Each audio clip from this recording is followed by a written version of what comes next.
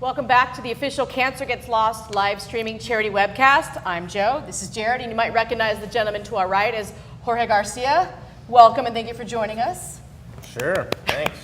We actually would like to promote a few items that are related to Jorge's character Hurley that are currently in our auction item, that are currently in our auction. And all the details are on cancergetslost.org, but also the bidding site is biddingforgood.com/cancergetslost.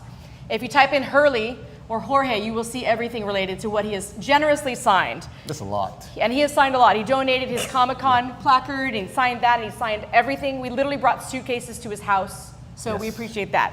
He also, a couple weeks ago, sketched a Hurley with the Dharma Chef logo, so that was season 5? Yep. Season 5, Chef Hurley?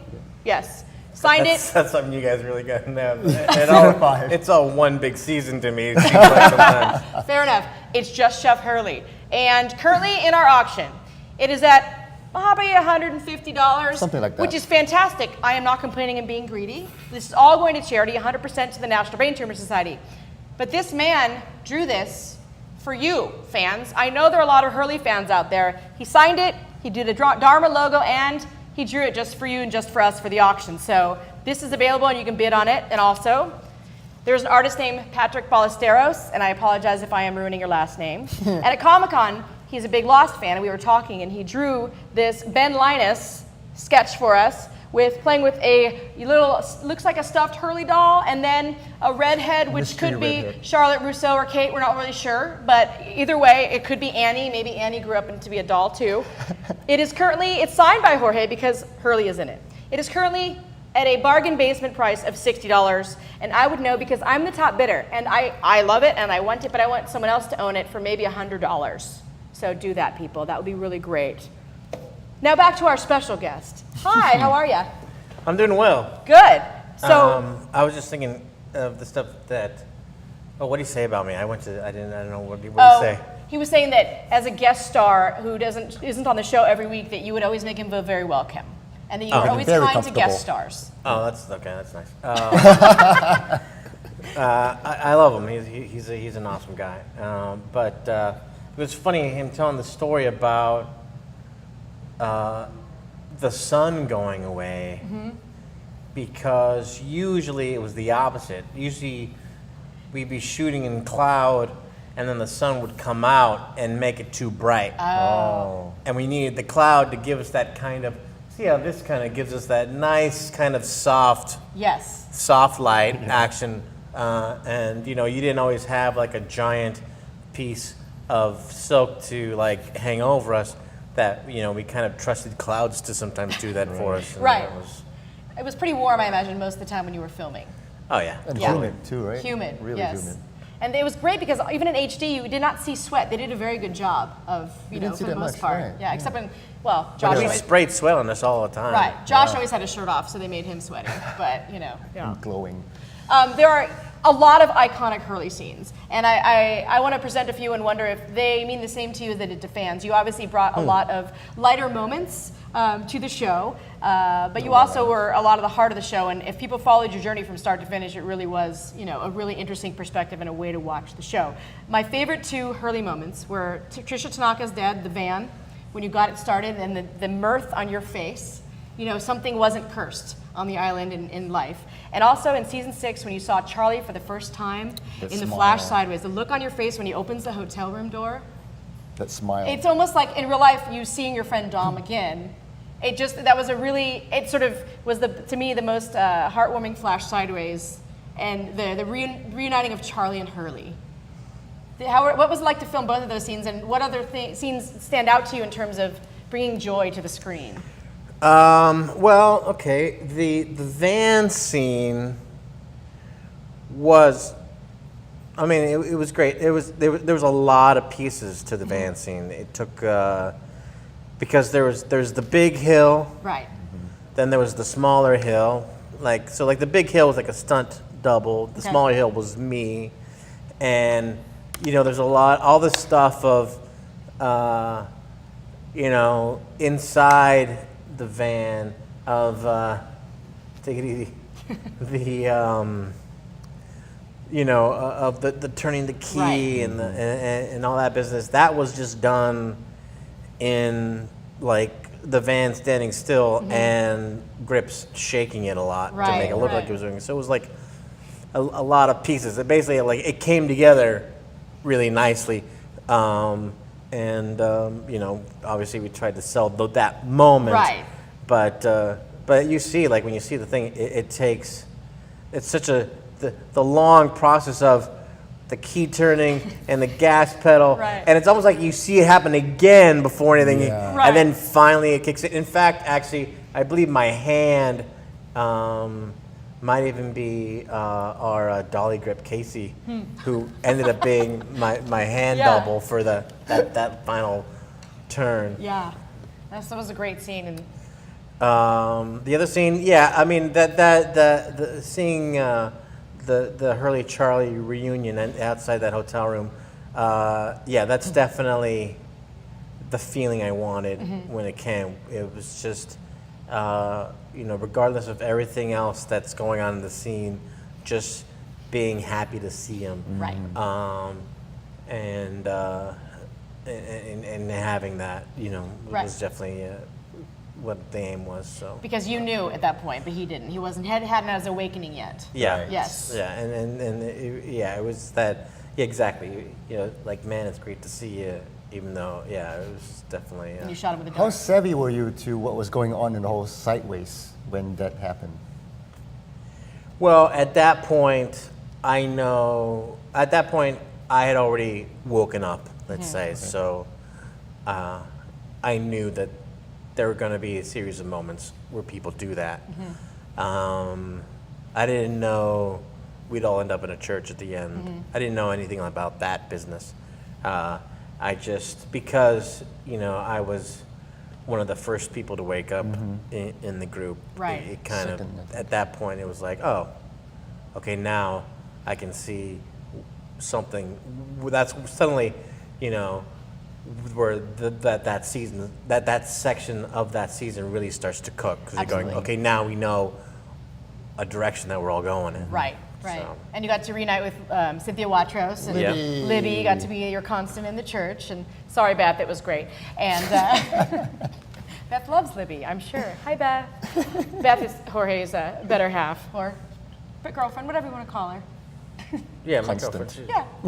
She's watching online. Hi, Beth. And she will be at the fundraising event later tonight, so she'll be representing. You can buy her dress. You can buy her dress that she wore with you to the 2010 Emmys. It's a purple cachet dress, size 6. So one of you lovely, fit ladies will really enjoy wearing that dress. I couldn't get it over my right arm, but it'll look really, really good on some other lovely lady out there. So thank you, Beth, for adding your Emmy dress, which she also is an author, BethAnyShady.com. You can go find all of her work there. She signed the tag of the dress as well. Got to promote our items here. Of course. Speaking of that, we actually have a Hurley Reyes bobblehead here, and we're going to have Jorge sign this, and we will put this up in the auction as well. And while we do that, I would like to note that I'm being told by my social media team that people are inquiring about the statue of Talweret, obviously. It's that's the turntable, really? Okay. It's a limited edition. I believe there are 10 in existence. I got it as a gift for hosting a panel at Jay and Jack's finale party in Los Angeles in 2010. It is my prized lost possession. However, if someone seriously wants to support our cause, I know this is an extremely high number. That's how valuable this is to her. I have given almost everything in my collection to this charity auction without question. I would do it again in a heartbeat for charity. If someone wants to make a $10,000 donation to the National Brain Tumor Society for my beloved Talweret statue, I would part with it. And I can guarantee you, I'm no pressure, Jorge, I could probably get it signed by someone on the show, potentially. Most likely. Right, Jorge? If someone pays $10,000 for this on charity, you think you could sign it? If they want it signed, sure. There you go. If you would like a limited edition Talweret statue signed by Jorge Garcia, one of 10 in existence, $10,000 flat. Right to the National Brain Tumor Society. And my Twitter is @Japinianated. Send me a tweet and let me know you're going to buy it. It's yours. Pimping. So, Jorge, aside from Lost, you have made guest appearances on different shows. Yeah. And is there anything you could tell us maybe about Once Upon a Time? No. Okay. I mean, there's been some talk. Yeah, email conversations that I have been privy to. Okay. But and hopefully something maybe in September. But it's kind of there's so much in this business that happens before you finally have a piece of paper to sign, right. or you finally are getting on a plane. That it's like it's really nothing yet to report. Right. And we'll see. Okay. And also because stuff, there's times when people here says, yeah, we're interested in something, it'll probably show up around this time frame, and then that time frame comes and goes, right. and you have no idea what happened, and then all of a sudden, a month later, they go, oh, now we're getting to that. Right. And so sometimes that can happen as well. So there's, there's right now there's talk. And I like the sound of it. Mm-hmm. Good. Okay. But So do we. it's nothing set in stone. yet Okay. to talk about. Okay. And we really enjoyed you on Alcatraz. We're sorry that show did not last. It's such a great premise and a great pilot and a great season. And it was probably nice for you to play someone who was different from Hurley, and had the same sweetness though. I mean, you just were a more of a brainiac, would you say? Sure. Yeah. And so, what was it like filming in Vancouver as opposed to Hawaii? Well, different. Yeah. I mean, Vancouver's really nice and really beautiful, and it was like a really great experience in kind of being in a different country and right. have this idea of like finding a new life there. I like that both Lost and Alcatraz have allowed me like kind of, let's go over here and play house a little bit. Right. And, be in a neighborhood and absorb, figure out where you go for things and all that business. And I do enjoy that. So the experience of it was a lot of fun, but more above all that was just the experience of getting to work with the people who, working on this show. Right. We were having a good time up there. It's a great cast. And so that's probably what I miss the most. And he also, a lot of the Alcatraz, almost all of them, I believe, are signed by Jorge in our auction. All the details are on cancergetslost.org, including I had the privilege of being at the premiere on Alcatraz with Jorge and some of the cast and crew, and they gave us limited edition jail tin mugs, and Jorge has signed, I believe it's up to $85. Yeah, so $85. all the little items are adding up, and so Bad Robot also gave us a production book that has scenic photos from the site survey that were then made into blueprints that you signed. And oh yeah, that book's really cool. It's like a 10-pound book. Signed by Zach too. It's signed by Zach Grobe, the production designer who designed Lost, and he's now he designed the pilot of Revolution. So he does a lot of the Bad Robot shows for real. And there's a lot of great Alcatraz items and Lost items signed by Jorge. And so. Back to Lost for a minute. Obviously, people are for a minute for the next 2 hours. People obviously. Hurley is probably easily the most beloved character. I mean, did you get that sense from fans throughout all of your experience with Lost, and you probably still do? It came. I mean, see, Lost. There's different, I guess, periods of time that working on Lost. First, is the pilot, and we didn't know it was going to come in pilot, and then there's that first summer, which was kind of like the honeymoon period. Where we weren't on the air yet, right. And all we knew was we were doing something that was different, and we'll hope people like it, and stuff right. like that. And then there's the moment after we premiere that a lot of stuff started changing. At one point, when Carlton I think was brought on, I remember Damon and Carlton flying out to Hawaii so we could all meet Carlton and just kind of sitting around and chatting. And Damon at one point had said to the flight attendant that.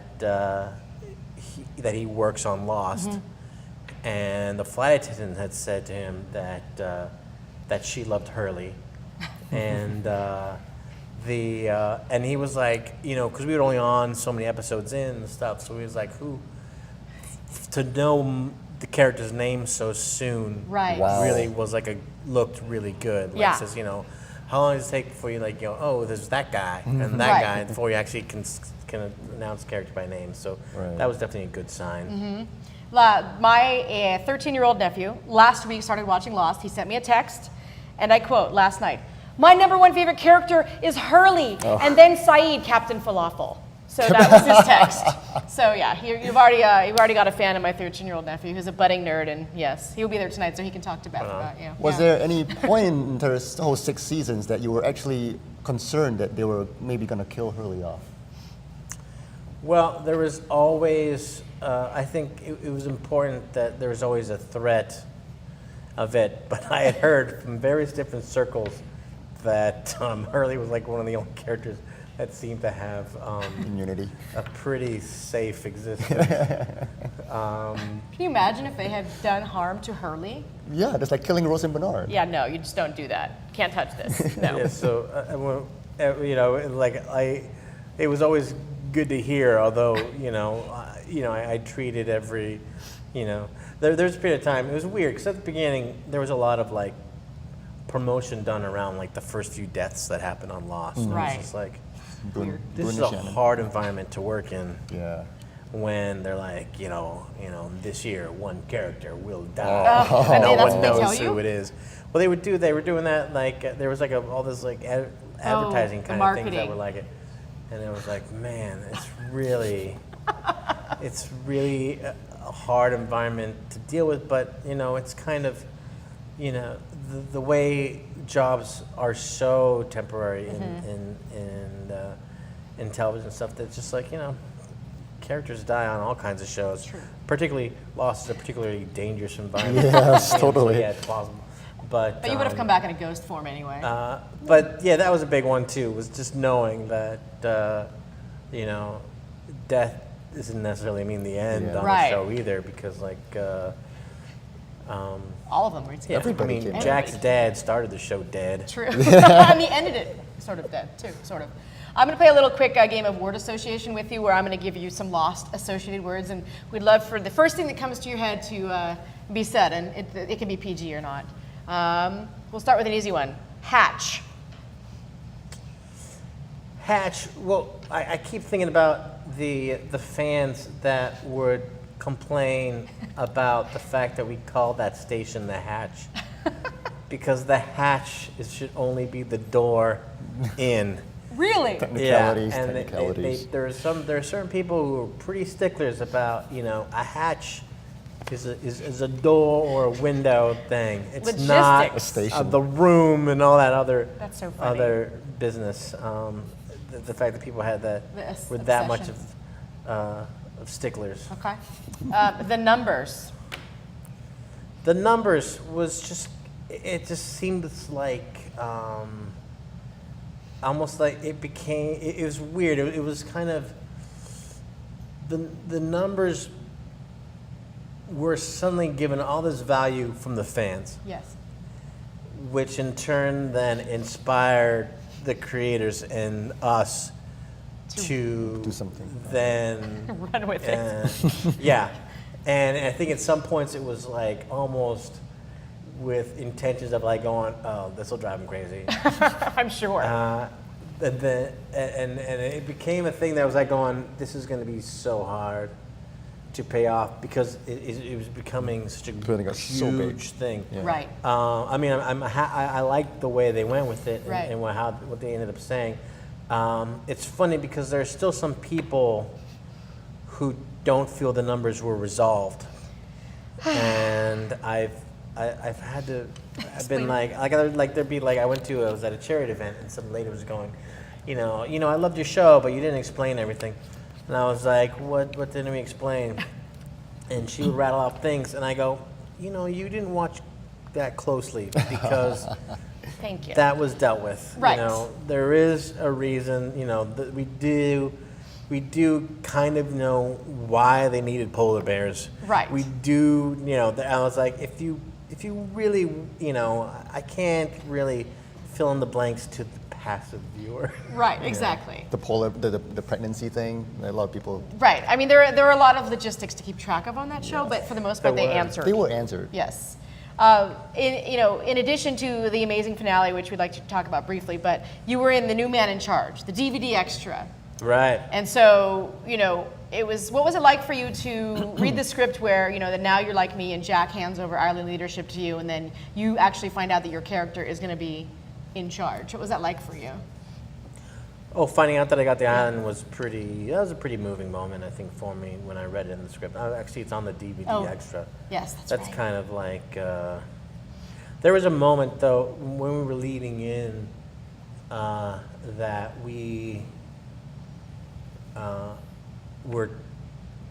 when there was a few of us who we knew one of us was going to be the one. We'd kind of be bouncing back and forth. That's what we thought it was. Usually it was like me and Foxy going, it's between us. It's kind of, it's like, we're like, they're not going to give it to a woman. They're not going to, coming up with all kinds of like little things that we'd come up with, and we were like, it's got to be one of us. And he was starting to be like, I think it's going to be you. I was like, I don't know, but this whole show has been basically your story. Right. Yeah. And he's like, I know, but and then it comes down to the pass where he passed it over. The transfer. And that was, that was pretty cool. Yeah. And shooting Man in Charge was just kind of fun in the sense of bringing Malcolm out. Who is now 6 feet tall. Who's like an adult. And kind of working with him in a way. It's like going, all right, so what do we think the scene needs in kind of like the way, sometimes you get a scene and it's like going, all right, this is a puzzle or this is a problem we have to resolve. Right. And you're like, how do we get to where we have this thing for the, to tell the story and have the audience have like this moment and stuff. And the fact that it was still that awful van and the way the van is just so. How did a van get off the island?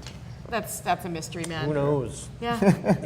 There's new ways now. There's when you're the man in charge, you get to do things your way. That's right. And so. At season 2, I actually had a theory that there were a system of tunnels, of transportation tunnels beneath the island. Big pneumatic tubes. Yeah. Right. I mean, how else do they explain how, they drug them with orange juice on the submarine? Come on now. There's got to be a subway. But I guess not. What I really loved also about all that bonus stuff that they were shooting, at first I didn't know what all that was. Right. And I thought, because there was a period of time at the very end where we were shooting, it seemed like we were doing decoy stuff. There was, like the scene in the church was referred to as Jin and Son's wedding. Oh. I heard of that, so the people wouldn't. And they had a double for Yunjin go be in a wedding dress. Wow. And walk then around. Sometimes sit in a trailer, get out of a trailer. Wow. Go somewhere else. And it was strictly because there was a pretty strong faction of spies over there too. Yeah, who were like. We know some of them. Yeah. Right. Yeah, I did too. Yeah. Ryan. Very great people, Ryan, Jen. And and so they would do things like that, and also all the shuttle vans. They put the mental institution logo on the side. Oh, yeah. And the lengths so- they went to. Yeah, they really. All detailed. It's a very bad robot. Really loves to hold on to secrets, Yes. and they love to be very secretive about their stuff. Like when they shot 3 different endings in the coffin. Who With was the in Bentham. coffin? Right. Right. Yeah. So there is this kind of, but it's also there's sometimes putting a lot of effort in something silly like that Right. is entertaining too. So in the same way, Yeah. it's like we have a chalkboard and we'll throw the numbers up on that too. And some people like us will screen capture them and spend 10 hours analyzing what Yeah. they could mean. I did that to make this. Yes. Thanks, Damon and Carlton and writers. Real quick, because we'll wrap up and then move on to Mark Goldman and Liz Sarnoff. The finale and the church. What were you told? Were you given the script? Was it you went in there and you were seeing all people you hadn't seen in a couple seasons? What was that like? I'm trying to remember about the script. The script was separate, I believe. Or it wasn't. It was. that section was kind of the omitted section of that Okay. episode. And we were kind of explained what happened in it, but there wasn't, there isn't dialogue in that thing either. It's, No. it's No. the scene that happens outside and us all just kind of enjoying each other Right. for a moment. It was cool. I mean, there were so many cast chairs out. Yeah. With so many people's names on it all along there. And that was really cool. And it was definitely kind of really a fun reunion setup. But again, also, it's right in the middle of shooting a finale. So Right. it is such a heavy, busy time that, you know, you can kind of enjoy a little bit when you do it, and then you're done. And what's the other thing we have to do? 'Cause so Right. we're getting ready for that, and I'm shooting the other half of my scene with Ian Somerhalder in the parking Oh, lot. the flashlight. Wow. Okay. To- the flash- to- Ooh, it was. Whoa. It's very lostish to have a bug land on my face. With our fake back ocean. You're still doing that, and it was a lot of just You probably appreciated it more later. The a whole. lot of waiting. I mean, it was cool, and Yeah. it was it was definitely, you know, to have all of us together and to kind of have the moment, you know, where, you know, everyone kind of had like Damon and Carlton and Bender were kind of there to kind of get to have this, you know, moment to give a little speech and to kind of talk about how, you know, Any tears? how great it was. I don't remember a lot of tears that night. Probably relief and joy at and all. fun. It's all Yeah. over. I mean, there were some tears on the last day of work, Right. but not a lot, because it was just, the last day of work was the longest day Right. ever, and it was just, it was, I don't know, I didn't get sad until like the next day almost, and like, so it's like, wow, this is the end of an era for me. And there was like a lot of steps that kind of progressively made it like, wow, this is really done, and you know, who knows what's next. And you know, there was like, because I stayed in Hawaii longer and then finally moved and all that stuff, and so it was just kind of like little by little, just this process of that life ending, sinking in, I guess. Yeah. Yeah. What an experience, though. What a 6 years, you know. And at what point after season 1 did you actually put down roots in Hawaii? That first summer. Yeah. After we aired, or I guess it'd be technically the second summer. Right. After we aired, and it looked like, you know, we were pretty strong that, you know, we could be there for a while. I came back home, moved out of my apartment in LA, and decided to make Hawaii home for, you know, the run. And you'd go back as there long in a as it would minute, I'm take me. sure. Yeah. Yeah. Yeah, Bethwood. At that is still the long-term plan, is to return there You have to go back, as they might say. and make that the life. Yes, absolutely. course. Well, we look forward to seeing whatever it is you're on next, even though you can't tell us. Hopefully once upon a time. But if hopefully. not, whatever else, we're happy to, of course, promote it. So let us know. Keep us Absolutely. posted. Right, Californication. Oh, right, sometime. with Oh, that's Maggie. right. Oh. Maggie Grace. Oh. Oh, his favorite is Maggie Grace. Of course, he wants to ask what that was like, filming with Maggie again. Was that the first time you've seen her ever since she The left? finale. I saw her. I did a stand-up show for a friend as a fundraiser at one point, and she happened to be at the show that night. Oh, So wow. I did run into her there, but that was a really pleasant surprise to, you know, to go and like I figured I'd see Evan, but then to see Right. her name on the script was Like Dave was there. really, really great. Yeah. It was a fun. We'll look forward to that. Do you know when that airs? Yeah. It's I think it said like 2013. Okay. So, So- I don't know. wow. It's Okay. still HBO, like a lot of Cables. And, HBO. I think they tend to shoot the whole season Right. before they even Oh. air it, so they already know Right. what they're going to use as, you know, clips and promotional things Right. and stuff. This So probably really likes their hairspray. So, Is that what it yeah. is? And that's it's Showtime, actually. The Californication's on Showtime. Showtime, Yes. right? Yeah, but yeah, they also The do same, ones. yeah. Yeah. Yeah. Well, we look Anyway. forward to that. And thank you very much for signing everything, and thank you, Beth, for signing things. And this has been fantastic. We love catching up with you. Okay. Cool. Thank you very much. Thank you so Thank you. much. And we'll be back very shortly with our next guest, Liz Sarnoff, and editor Mark Goldman, Emmy winner Mark Goldman, editing The Constant. We'll be back He wrote very some things. soon. He wrote some things too. Directed. Directed. No, Yes. Okay.